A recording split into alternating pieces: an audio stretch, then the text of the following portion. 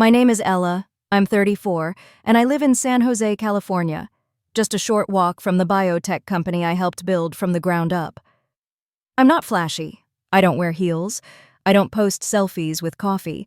But I've led million-dollar projects, built life-saving innovations, and created something from absolutely nothing. You'd think my family would be proud of that, right? Not quite. In their eyes, I've always been the other daughter, the quiet one with a strange job no one can explain. My sister Lana, she's the shining star, beautiful, effortless, the one they never stop bragging about. And me? At holidays, I'm the one they forget to set a seat for. Oh, right. Ella's doing something in biotech, I think. But nothing prepared me for the day my own father said, "It's better if you don't come home for your mother's birthday. Lana's new boyfriend is visiting, and your job's hard to explain." That was the moment something broke in me. And what happened after? Well, let's just say, when your family only calls you when the electricity's out, maybe it's time to stop picking up. This is my story, and it begins with silence. I sat frozen on my couch, replaying his words. "If you insist on coming, don't call me your father." No anger, no outburst, just a quiet collapse inside me. For over 2 years, I'd been silently paying my parents' bills, electricity, water, internet, even cable, every month without fail. No one ever asked if I could afford it. They just assumed I would. I opened my banking app, $15,740. That's how much I'd sent. Without thanks, without acknowledgement. Just quiet withdrawals from a daughter who had become more of a utility than a family member. So I canceled everything. Electricity, water, internet, gone. No alarms, no drama, just off. The next day, I didn't call. I didn't text for my mother's birthday at exactly 5 p.m. Yeah, as I sipped tea by the window, the phone buzzed. "Nicole, can you check the power? Guests are arriving. Mom's panicking." Another message. "Internet's down. What's going on?" No, "Are you okay?" No apology. Just more requests, more expectations. And for the first time, I didn't respond. Because when you're only remembered for what you provide, you start to wonder if they ever saw you at all. By 11 a.m., the messages poured in like clockwork. "Ella, please, it's chaos here. No internet, no power. Guests are confused. Can't you help? Just this once?" I stared at the screen, unmoved. They weren't asking about my health, not about how I felt after being disinvited from my mother's birthday, not even a mention of the last conversation where my father effectively disowned me. No, they just wanted me to fix things. Like always. That's when a name popped up on my screen. Ethan Prescott, Lana's boyfriend, the one I wasn't good enough to be around.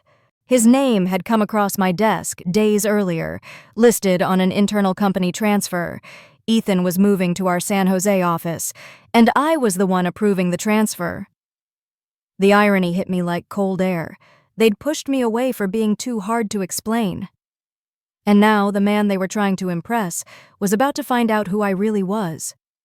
I didn't need revenge. I didn't need to explain anything. Life had set the stage for me. All I had to do was stay exactly where I was. The next morning, Ethan walked into my office, folder in hand, eyes slightly tense. He paused at the door. His eyes met mine, then widened. "Ella," he said, almost a whisper. I gave a polite smile. "Welcome to Nova Biotech. I'll be reviewing the quarterly financial strategy with you this week." He stood frozen, shocked, speechless, and I didn't explain. I didn't need to. You see, my family had spent years thinking I was just the girl who worked in some lab. No one had ever asked what I built. No one had cared to learn that I was a co-founder, that I'd led this company from 3 laptops in a garage to a nationally recognized name. I watched Ethan take the contract, nod quietly, and walk out. No confrontation, no dramatic music. Just a man who suddenly realized the woman his girlfriend's family tried to hide was the very person now signing off on his future. I leaned back in my chair, not angry, not smug, just still. Because the truth, when you let it breathe, has a way of speaking louder than any voice ever could. That evening, my phone buzzed again. This time, a message from Lana. You knew. You let it happen. During Mom's party? Really? Mom hasn't stopped crying. Ethan doesn't know how to react. You ruined everything.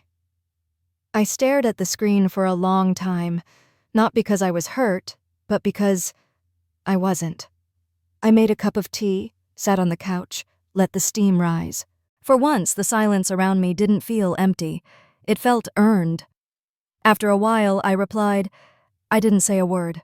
I was at home. I didn't start that video call. I didn't call myself his boss. If one simple truth ruined the whole party, maybe it was never that solid to begin with. I hit send.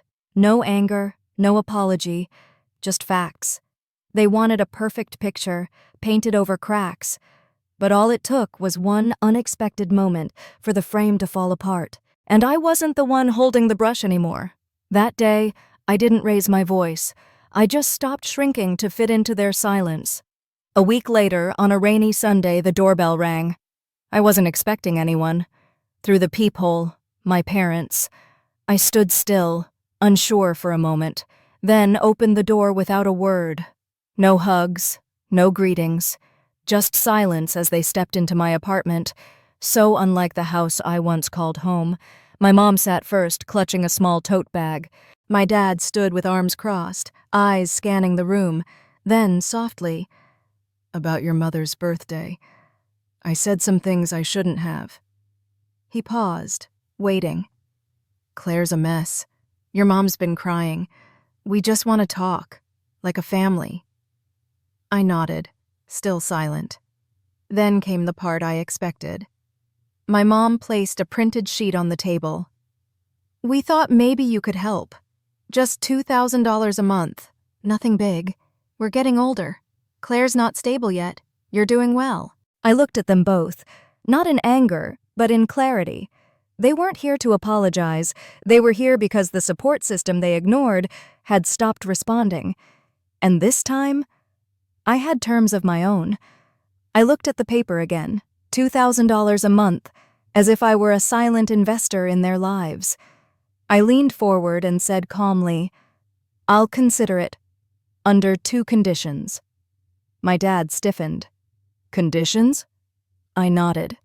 1, Lana contributes $1,000 monthly. 2, we draft a written agreement. If I support you both financially, then upon your passing, the house and all assets come to me. The silence turned thick. My father's face darkened. You're giving your own parents a contract? He snapped. After all we've done for you? I didn't flinch. No. I'm giving the people who disowned me over optics a boundary. You raised me, yes, but that was your choice. Not a loan I'm repaying. My mother's voice wavered. Maybe we should talk it over. But he was already on his feet, red with anger. You've changed. You used to be the quiet one, the reliable one. What happened to her? I stood up too. She stopped mistaking obligation for love, and she's not coming back. I opened the door. No yelling, no tears. They left with nothing but silence. And for the first time, that silence belonged to me. I looked at the paper again, $2,000 a month, as if I were a silent investor in their lives. I leaned forward and said calmly, I'll consider it under 2 conditions. My dad stiffened. Conditions? I nodded. 1, Lana contributes $1,000 monthly. 2, we draft a written agreement. If I support you both financially, then upon your passing, the house and all assets come to me. The silence turned thick. My father's face darkened. You're giving your own parents a contract? He snapped. After all we've done for you? I didn't flinch. No, I'm giving the people who disowned me over optics a boundary. You raised me. Yes. But that was your choice. Not a loan I'm repaying. My mother's voice wavered. Maybe we should talk it over. But he was already on his feet, red with anger. You've changed. You used to be the quiet one, the reliable one. What happened to her? I stood up too. She stopped mistaking obligation for love, and she's not coming back. I opened the door. No yelling, no tears. They left with nothing but silence. And for the first time, that silence belonged to me. A week later, as I was wrapping up a late shift at the office, my phone buzzed. It was a message from Lana. I know things are messed up, but could you talk to Ethan for me? Just help him see the full story. Please. I stared at it for a moment. Not surprised, not angry, just tired. Another message followed. You're his boss. If you say something, he'll listen. I'm serious. I really love him. I put the phone down, walked to the window, and watched the streetlights flicker on. All the years I waited for a text like this, just one message of concern when I was struggling, a check-in when I was burning out. It never came. But now, when everything is falling apart for her, I'm suddenly remembered again, not as a sister, but as a solution. I sat back at my desk and typed, Ethan didn't walk away because of me. He walked away because he saw you. I hit send. No signature. No emotion. Just truth. And I knew, deep down, she wouldn't reply. Because deep down, she knew it too. That night, I walked home under a quiet sky. No music. No calls. Just the sound of my own footsteps, steady, unfazed. When I got home, I brewed a cup of tea and sat by the window. Not long after, another message came through. This time, from my mother. I never thought you'd choose this way to get back at us. I exhaled, slowly, deeply, so that's what they believed. That I had orchestrated all of this, just to hurt them. But I didn't reply. I didn't need to defend myself, because I finally understood. You don't owe explanations to people who only hear you when they need something. A few days later, I passed Ethan in the office hallway. He nodded respectfully. I returned the nod. No words, no awkwardness. And just like that, the truth had settled into the air, no longer sharp, just real. I went back to my desk, logged into our quarterly metrics dashboard, and smiled. Not because the numbers were good, though they were, but because I was finally living a life I didn't need to prove or justify to anyone. No more shrinking, no more waiting to be seen. This was mine now, and it was more than enough.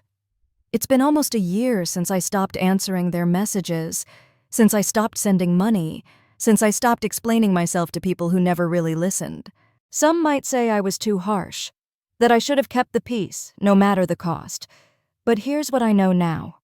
Peace that requires you to disappear isn't peace. It's erasure. I didn't walk away for revenge. I walked away because I finally chose myself. Not the daughter they expected, not the fixer they depended on. Just Ella. A woman who builds, protects, and grows, with or without applause. Every morning, I make my espresso, watch the sun rise over San Jose, and open the door to a life that no longer asks me to shrink. And that's the kind of freedom I wish I had chosen sooner.